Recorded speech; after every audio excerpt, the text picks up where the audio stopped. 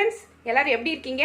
இன்னைக்கு வந்து நம்ம கிச்சனில் என்ன பார்க்க போகிறோம் அப்படின்னா மில்க் பர்ஃபி பார்க்க போகிறோம். பால் பவுடர் வச்சுட்டு பர்ஃபி பார்க்க போகிறோம்.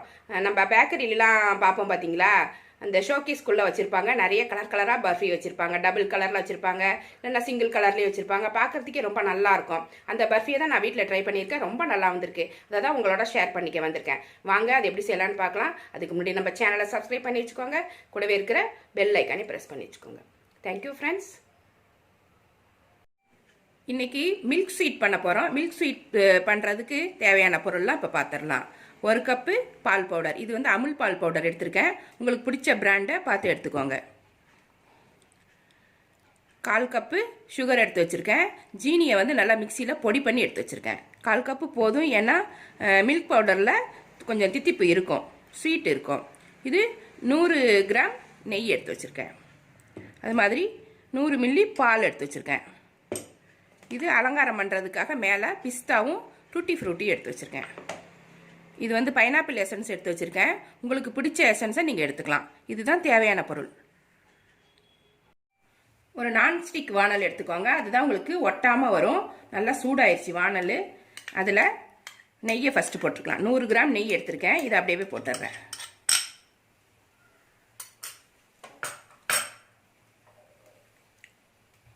நெய் நல்லா உருகிடுச்சு. இதில் பாலை ஊற்றிடலாம். காய்ச்சி ஆற வச்ச பால் ஊற்றிருக்கேன்.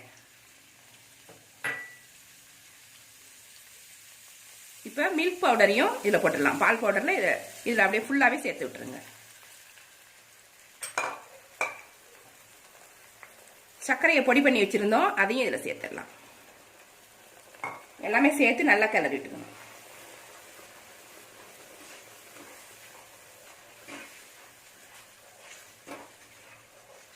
நல்லா கட்டி இல்லாமல் கிளறிக்கோங்க. கட்டி பிடிக்காது, இருந்தாலும் எல்லாமே சமமாக மிக்ஸ் ஆகிற மாதிரி நல்லா பார்த்து கிளறிக்கிட்டே இருங்க.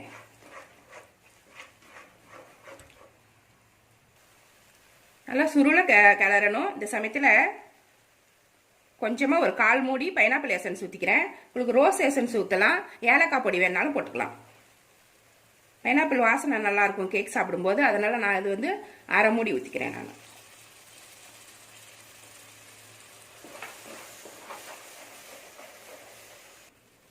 நல்லா சுருண்டு வந்துருச்சு. அது வரைக்கும் நம்ம கிளறணும். ரொம்ப தீஞ்சு போயிடக்கூடாது. நல்லா மீடியம் ஃப்ளேமில் இல்லைனாக்கா சிம்மில் வச்சுட்டு கிளறினீங்கன்னா அந்த கலர் மாறாமல் ஒரே மாதிரி வரும். இந்த மாதிரி வரும்போது ஒரு நெய் தடவை ட்ரேயில் வந்து நெய் தடவி வச்சுருக்கேன். இதில் கொட்டி நம்ம கேக்குக்கு ரெடி பண்ணிடலாம்.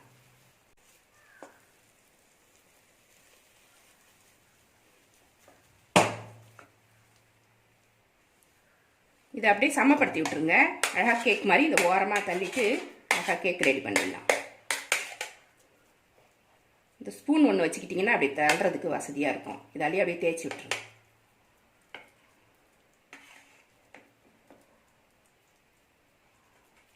நம்மளுக்கு எவ்வளோ திக்னஸ் வேணுமோ கேக்கு அந்த அளவுக்கு வச்சுக்கோங்க.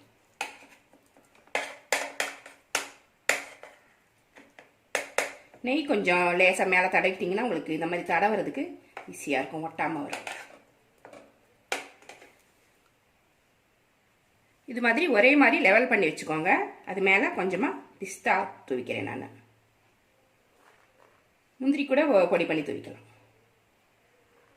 டூட்டி ஃப்ரூட்டி கொஞ்சமாக தூவிக்கிறேன். அது கொஞ்சம் கலர்ஃபுல்லாக இருக்கும், அதனால் அதையும் சேர்த்தே தூவிக்கிறேன். நான் உங்களுக்கு செஞ்சு காமிக்கணும் அப்படிங்கிறதுக்காக ஒரே ஒரு கப் போட்டு செஞ்சுருக்கேன். உங்களுக்கு எவ்வளோ தேவையோ போட்டு செஞ்சுக்கலாம். அளவு இதே தான். 1 கப்புக்கு 1/4 கப்பு ஜீனி.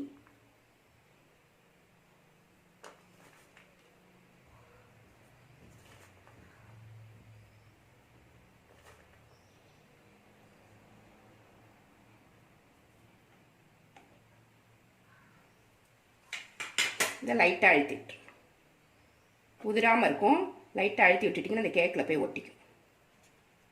இது ஒரு 1 மணி நேரம் ஆறணும். அதுக்கப்புறம் தான் நம்ம இதை கட் பண்ணணும். 1 மணி நேரம் இது செட் ஆகட்டும். கேக் நல்லா ஆறுனதுக்கப்புறம் நல்லா கட் பண்ணி எடுத்துகிட்டு வந்திருக்கேன். சூப்பராக இருக்குது கேக்கு. நல்லா கலர்ஃபுல்லாக இருக்குது. இந்த டெக்ஸ்சர் வந்து ரொம்ப நல்லா இருக்குது பாருங்கள். எவ்வளோ சாஃப்டாக இருக்குது பாருங்கள். நல்லா வந்திருக்கு. நல்லா கலர்ஃபுல்லாகவும் டேஸ்ட்டாகவும் இருக்குது. இது மாதிரியே நீங்களும் உங்கள் வீட்டில் செஞ்சு பாருங்கள். இந்த ரெசிபி உங்களுக்கு பிடிச்சிருந்தா நம்ம சேனலை சப்ஸ்கிரைப் பண்ணி வச்சுக்கோங்க. கூடவே இருக்கிற பெல் ஐக்கானே ப்ரெஸ் பண்ணி வச்சுக்கோங்க. லைக் பண்ணுங்கள், ஷேர் பண்ணுங்கள், கமெண்ட் பண்ணுங்கள். இவ்வளோ நேரம் என்னோடய வீடியோவை பார்த்தா எல்லாருக்குமே நன்றி. Thank you friends.